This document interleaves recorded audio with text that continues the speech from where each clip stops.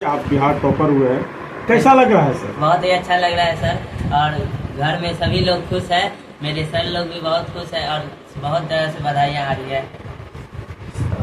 क्या कुछ करना पड़ा आपको मेहनत इस तरह का अंक लाने में? स्ट्रगल तो शुरुआत से ही रहा है, लेकिन जब एग्ज़ाम बोर्ड बहुत जल्दी आ गया था और बहुत पास आ गया था तो थोड़ा मैंने अपना स्ट्रेटजी चेंज किया और रूटीन बेस्ड हुआ और मैंने कुछ कड़ी मेहनत की और भैया और दीदी और मेरे सर लोग का सभी का गाइडलाइन को फॉलो किया। स्ट्रगल सब करते हैं, लेकिन कहीं ना कहीं टॉप करना स्ट्रगल से हटकर होता है। क्या कुछ हटके आप किए थे? मैंने कुछ स्मार्ट स्टडी बनाए, अपना एक प्रोग्राम बनाया और मैं जो बिहार बोर्ड द्वारा पूछा जा रहा है उसमें क्या डिमांड है उसे जानने की कोशिश किया और उससे फोकस उस पर बेस किया। सेल्फ स्टडी, क्लासरूम की पढ़ाई और अभी के टाइम में जो लोग ऑनलाइन की बात करते हैं, इन तीनों में सबसे ज़्यादा क्या महत्व रखता है? सेल्फ स्टडी तो बहुत ज़्यादा महत्व रखता है, क्योंकि सर जो बता रहे हैं उसे अपने अकॉर्डिंग आपको जानना है, अपनी भाषा में समझना है, क्योंकि आप दूसरे का कॉपीराइट कीजिएगा तो वो आपको ज़्यादा दिन तक समझ में नहीं रहेगा। इसलिए आप अपने भाषा में, अपने गांव की भाषा में, या आपको अच्छा लैंग्वेज आता है तो जिस भाषा में है आप। सेल्फ स्टडी को तुमने अच्छा बतलाया, तो कितने घंटे सेल्फ स्टडी क्या करते थे तुम? मैं कोचिंग से आके अप्रॉक्स 10 आवर्स लास्ट टाइम में पढ़ता। 10 hours at night in day? No, इसके लिए मैंने कोई नाइट और डे नहीं, यानी जब होता था तुम सेल्फ स्टडी करते और थे? कोचिंग का भी बहुत ज़्यादा योगदान है। इस योगदान इसके पीछे कहीं ना कहीं कोई जब बड़े अचीवमेंट होता है उसके पीछे किसी का हाथ होता है। आप इसका श्रेय किसे देंगे सबसे? यस। इसका श्रेय किसको देना चाहोगे परिवार में? इसका श्रेय तो मैं अपने परिवार के सभी सदस्य को, माता पिता, मेरे भाई बहन सभी को देना चाहूँगा। मैं अपने बचपन के सभी सर को देना चाहूँगा और मैं अपने स्कूल के सभी टीचर और मैं अपने कोचिंग के सर जो यहाँ मौजूद है उन्हें देना चाहूँगा। अच्छा, कोचिंग किस कोचिंग में आप पढ़ाई करते थे? Toppers point Purnia. टॉपर्स में पॉइंट पढ़ते थे। उसके बाद और किसी साधन का भी आपने उपयोग किया था? इस मैं ऑनलाइन, जैसे आज के ज़माना तो है ऑनलाइन सब कुछ उपलब्ध है, अगर डाउट रहता था तो मैं पढ़ता। ऑनलाइन का भी आपने सहारा लिया? हाँ, तो संसाधन है तो लेने में क्या। अच्छा, आप तो जिला स्कूल से पढ़ते थे? Yes, तो yes. जिला स्कूल से पढ़ते थे तो दिनचर्या क्या होती थी? स्कूल का टाइमिंग, वहाँ जाना? मैं डेली बेस पे स्कूल जाया करता था और रोज मैं 9 o'clock में सुबह मॉर्निंग टाइम में निकलता था और 4 बजे वहाँ स्कूल से आया करता था और कभी कभी 3 बजे भी आया। अच्छा, कुछ एम वगैरह आपने तैयार करा है किससे? हम 10th करने के बाद, तो 10th तो आपने कर लिया, उसके बाद आपको क्या करना है? किस फील्ड में आपको आगे बढ़ना है? आगे मुझे एनडीए की तैयारी करनी है और देश का सेवा करना। अच्छा, एनडीए ही क्यों आपने चुना है? कोई यूपीएससी चुन लेता है, कोई डॉक्टर बनना चाहता है, कोई इंजीनियर बनना चाहता है, लेकिन आपने तो देश सेवा के लिए एनडीए को चुना है। आखिर इसके पीछे जो है क्या आपका स्ट्रेटजी है, क्या थॉट है?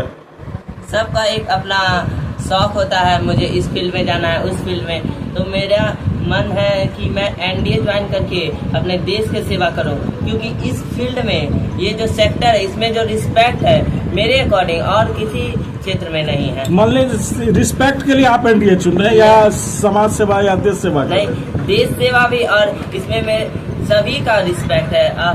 जब मैं एक अच्छा ऑफिसर बन जाऊंगा तो इससे मेरा शहर, गांव, मेरे ये मोहल्ला और मेरे परिवार सभी गुरुजनों का नाम होगा। अच्छा, आपके गांव से या आपके शहर में या आप जहाँ भी देखते हो, जब फौजी कोई निकलते हैं तो उनको देख के कैसा फील होता है? किस तरह का आपके मन में भी अनुभव होता होगा? कुछ किस तरह का अनुभव होता होगा? मुझे बहुत सारे कविताओं से और बहुत सारे कहानियों से और बहुत सारे मूवीज़ के सीन से बहुत अच्छा लगता है मुझे भी उसमें। अच्छा, पढ़ाई के अलावा और क्या क्या शौक रखते हैं आप?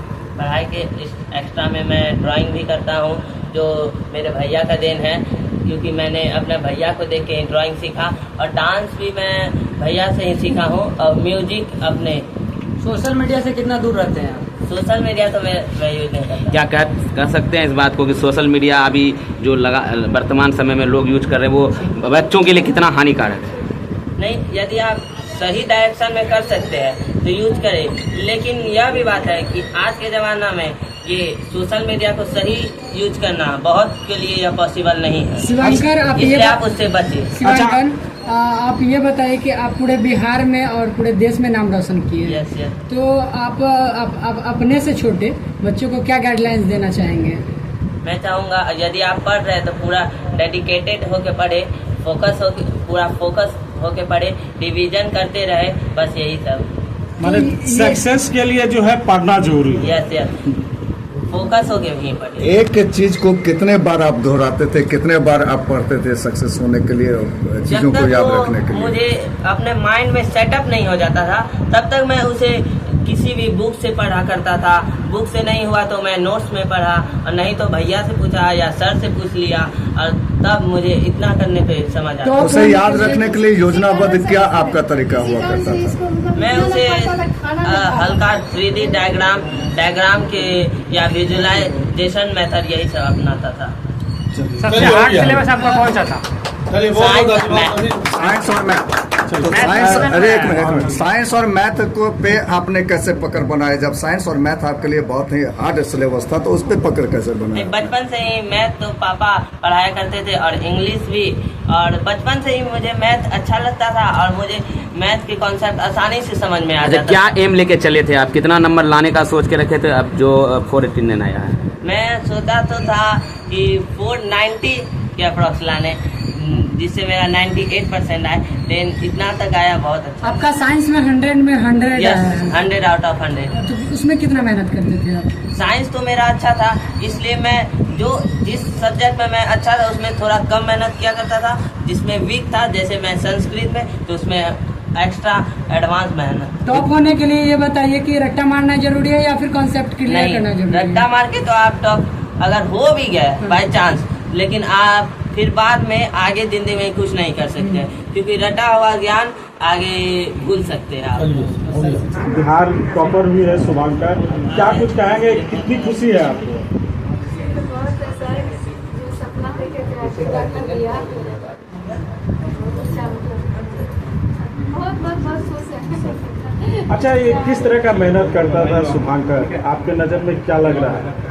देखिए, बच्चा से ही बहुत ईमानदार रहा है और मतलब मेहनती और ईमानदार रहा है, उसी का माने पढ़ाई में पूरा ईमानदारी उन्होंने की। ईमानदारी। अच्छा, कितना ये घंटे? रात में भी जग करके पढ़ता है? जी, मतलब कितने घंटा स्टडी करते? देखिए, टाइम जब हम लोग सो जाते थे तो देखते थे, नहीं कभी आधा रात में कभी हम लोग को अपना ऐसा कुछ महसूस हुआ जगह तो देख रहे हैं कि ये स्टडी टेबल पे ही मतलब बच्चा मतलब वो सो जाता था। अरे उठो ना बेटा, अरे सो गया, बिस्तर क्या ना, तो मतलब फिर मतलब इस तरह को होकर फिर पढ़ने लगता था। मतलब ना आपने 2 बज रहा है, कभी 2 बजे, कभी 3 बजे, ऐसे करके उसकी जगह फिर बिस्तर पे